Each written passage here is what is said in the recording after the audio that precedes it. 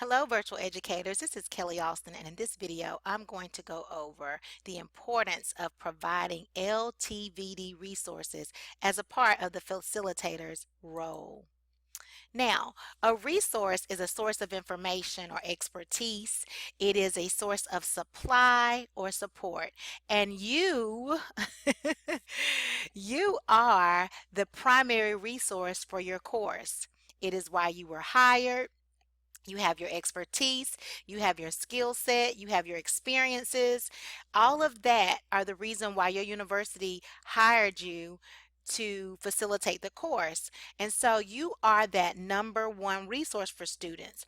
So as that normal number one resource, you should provide other resources for your students. Why? Because you lead your students to other sources of information that enables them to function effectively so that they master the student learning outcomes and have a fulfilling learning experience. It's really important for students to have a fulfilling experience online.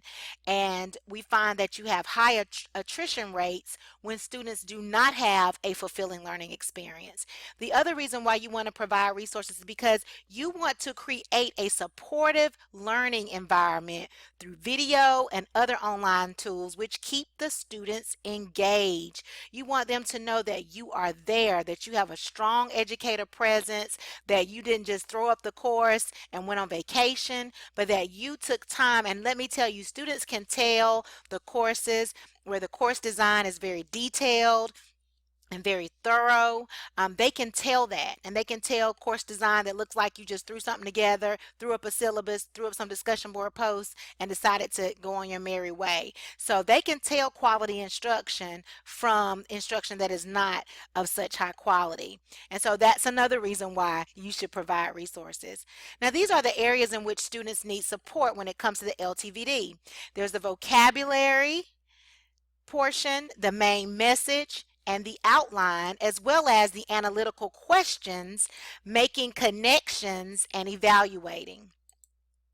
Now, the way that you're going to provide these resources is in three ways: through videos, through handouts, and through websites. Now, this is the strategy that I would advise you to use. You're going to create an LTVD resources tab or a folder on your course menu. And I showed you in a previous video where on the Blackboard course sites where I had a tab under LTVD activities. I have a tab that says LTVD resources. Depending on the layout of your course menu, you may have that where it says LTVD activities. You could have your resources within that tab in a folder.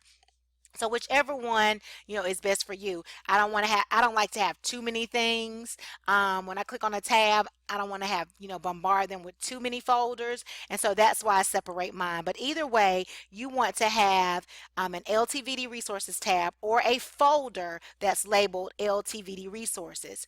Now within that, if you do a folder, you're going to have other folders within that folder. If you do a tab, the next thing you're going to do is create a folder for each area. And those are the 6 areas that I just showed you. Now you're going to also provide at least one video, one website, and one document in each folder.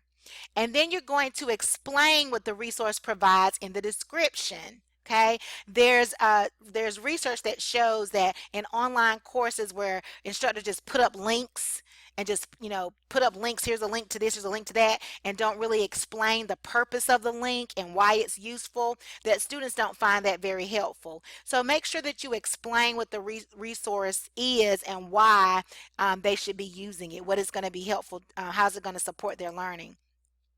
Now I'm going to give you some examples of some resources of these 6 areas of the LTVD process. So for vocabulary, a resource you might want to share with them is a video called the Freyer Model Video Lesson, and you can find that on YouTube.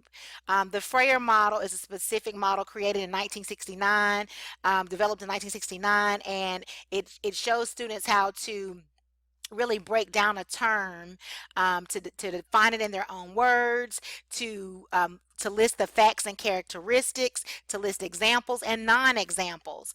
A document that you might want to provide for them is the Frayer Model Graphic Organizer. And then the website is the 7 Frayer Model templates with examples. Okay, so that's a good way for you to help them with the vocabulary section of the LTVD as they're studying. The main message, a video you might be interested in is finding the main idea of a nonfiction article. Okay, it's a really good video that helps students. This seems to be an area of trouble and struggle for college students these days. Well, the whole time I've been teaching online, it's been an issue. So having a video that explains it to them, how they are to extract that main idea, would be really wonderful.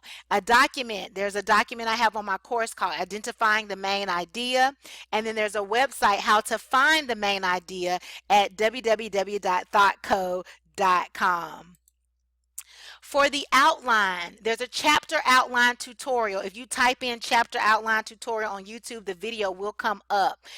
For the document, I would suggest that you create an instructor, have an instructor created document, because I think it's helpful that if you, one of the articles that they may be reading, that you go ahead and outline it, or if you choose a short article to outline for a demonstration, that would be great.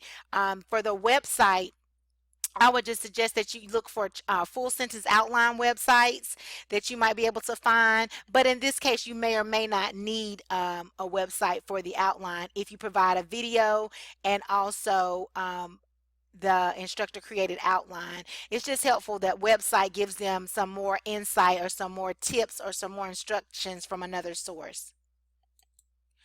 All right, for the analytical questions, I have there's a video on my site that I have called Writing Higher Order Questions, on my course shell, I should say.